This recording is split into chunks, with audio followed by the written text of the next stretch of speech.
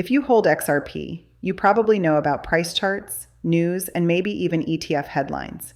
But there is one tool that most people only use in a very basic way, while it can actually tell you a lot about what may happen next in the market. That tool is the XRP Rich List. Most people open the Rich List just to see one thing. Where do I rank compared to other XRP holders? That is fun, and it is useful. But in this video, I want to show you a completely different way to look at it. Instead of thinking of the Rich List as a simple ranking, think of it as a live map of behavior. It shows you how whales, exchanges, and regular holders are moving their XRP. And when you look at it this way, it becomes less of a curiosity and more of an early warning system for big changes in the XRP market. In this video, we are going to break this down in simple, easy English. No complicated trading language, no technical jargon, just clear, practical ideas you can understand, even if you are still new to XRP. As always, none of this is financial advice. This video is for education only. You are responsible for your own decisions, so always do your own research before buying or selling anything. All right, let's get into it. First, let's make sure we are on the same page. The XRP Rich List is a website that shows how XRP is distributed across wallets. It does not tell you who owns each wallet, but it does tell you how many wallets hold certain amounts of XRP. You can also type in your own amount or your own wallet and see where you rank compared to everyone else. That part is cool, but it's only the surface. If you scroll through the data more carefully, you will notice patterns. You will see how many wallets are in the very top tiers. You will see how many wallets hold a medium amount and how many wallets hold just a tiny amount. Over time, these numbers change, and those changes tell a story. To understand that story, it helps to think of the wallets on the Rich List as different characters in the XRP ecosystem. Let's talk about three of the most important ones. The first group are what I like to call the dormant giants. These are the very large wallets that almost never move. They might be exchanges, institutions, or long-term strategic holders. They are sitting on tens or hundreds of millions of XRP, sometimes even more. Most of the time they are quiet, but when they move, it usually means that something important is happening behind the scenes. The second group are the accumulation whales. These wallets slowly add XRP over time, especially during dips or periods when everyone else is scared or bored. You will not see them buying huge amounts in a single day. Instead, you will see a steady increase in their balances over weeks or months. When this group is growing, it often means that big players believe the current price is cheap and that the long-term outlook is strong. The third group are what we can call liquidity providers. These are wallets linked to exchanges, trading services, and sometimes payment platforms. They receive and send XRP all the time. When these wallets receive a lot of XRP, it can mean more coins are coming onto the market and may be sold. When these wallets lose a lot of XRP, it can mean coins are being taken off exchanges and into cold storage. That often points to long-term holding and lower available supply. Now here is where it gets interesting. Most people look at the price first and then try to guess what is going on behind the scenes. But with the Rich List, you can do the opposite. You can look at the movement of different types of wallets and use that as a kind of early signal before the price reacts. Let's go through a few examples of how this works. Imagine you see a sudden drop in the number of wallets that hold between 1 million and 5 million XRP. At first, that might sound like a bearish sign. You might think, oh no, people with big bags are selling. But if you look a bit closer, that is not always the case. Sometimes those mid-size wallets are not actually selling. Instead, they are consolidating. That means the XRP from many medium wallets is being moved into a smaller number of very large wallets. The total amount of XRP does not disappear. It just gets grouped together. Why would someone do that? Usually, it is to prepare for something long-term. Delegation, institutional custody, over-the-counter deals, or deep cold storage. None of those actions are short-term bearish. In fact, they often show strong long-term conviction. Now let's look at another example. Suppose you notice that the number of wallets holding just a small amount of XRP, maybe under 20 tokens, suddenly starts to spike.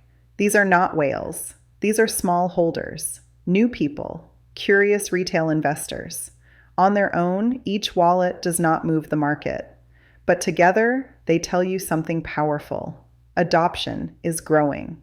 We have seen this type of pattern many times in crypto. First, you get a wave of new small wallets. Then you get more attention, more trading, more media coverage.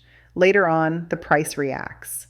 So when you see a sudden rise in the number of tiny wallets, that can be an early sign that a new wave of interest in XRP is building.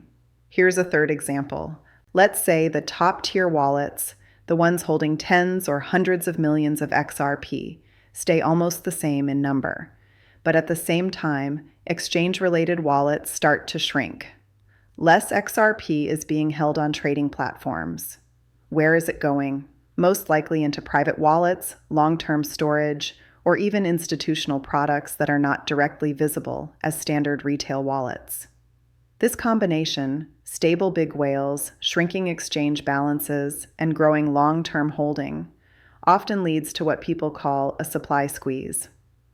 There is less XRP available to buy on the open market, but demand is still there or even increasing, and when that happens, the price has a natural tendency to push higher over time. The important point here is this: price is a lagging signal. It reacts after these deeper shifts are already underway. The Rich List, on the other hand, gives you a kind of X-ray view into what is happening under the surface. Does that mean you can perfectly predict the future? Of course not. Nothing does. But it does mean that instead of watching price candles all day, you can watch how the actual distribution of XRP is changing.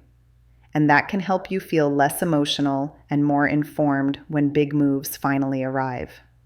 So, how can you use all of this as a normal holder? You do not need to check the Rich List every hour. That would just stress you out.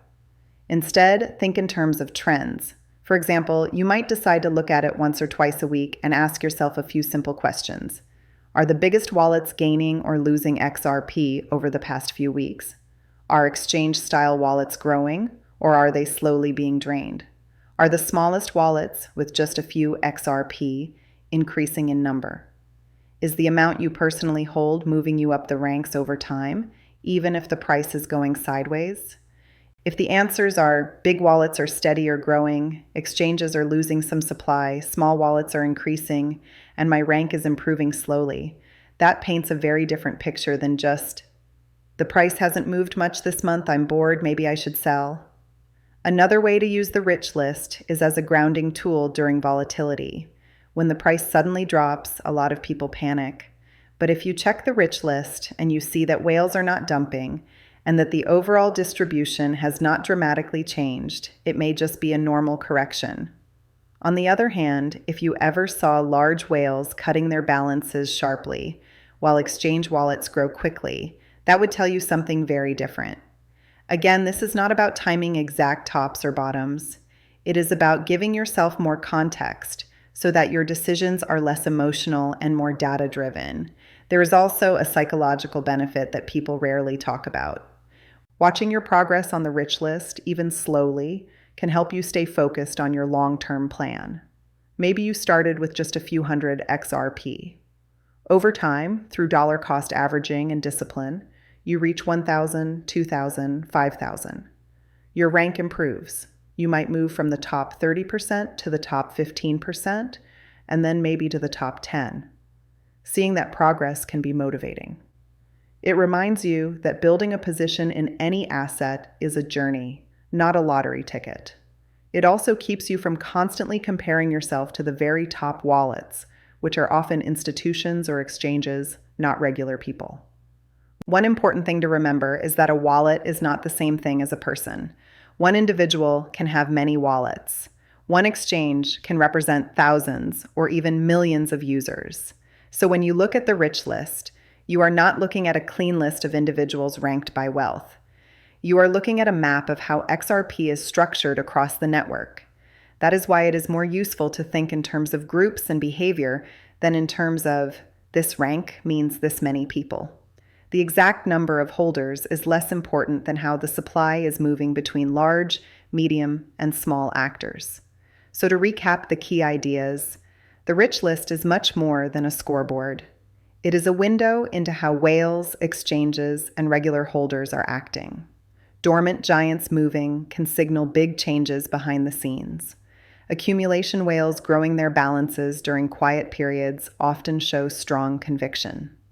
Shrinking exchange-style wallets with stable or growing top wallets can point to a future supply squeeze.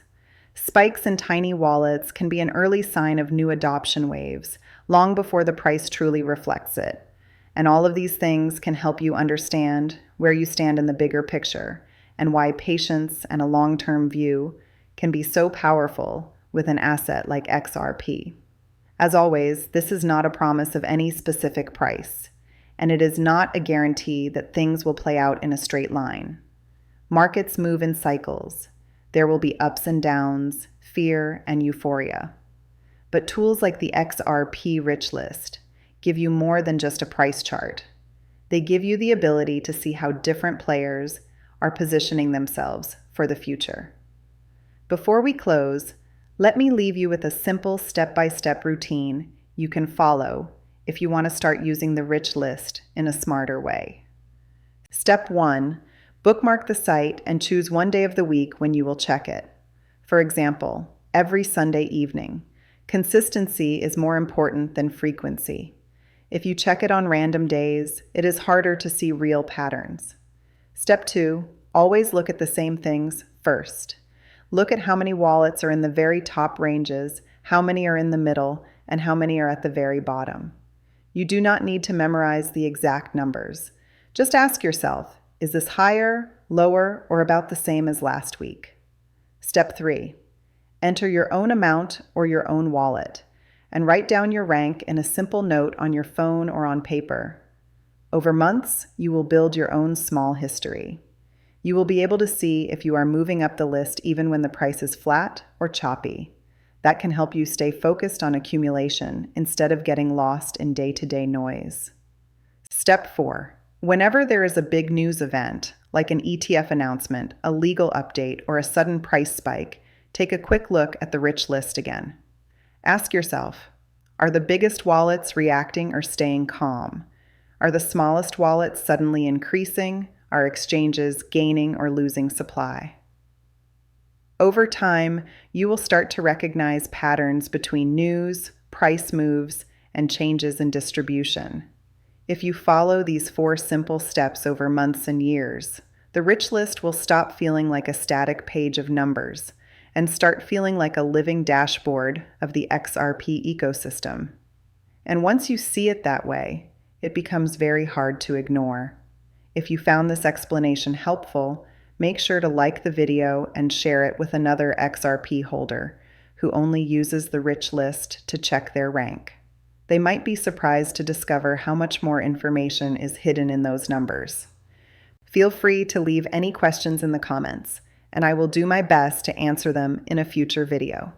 Thanks for watching, take care, and I will see you in the next one.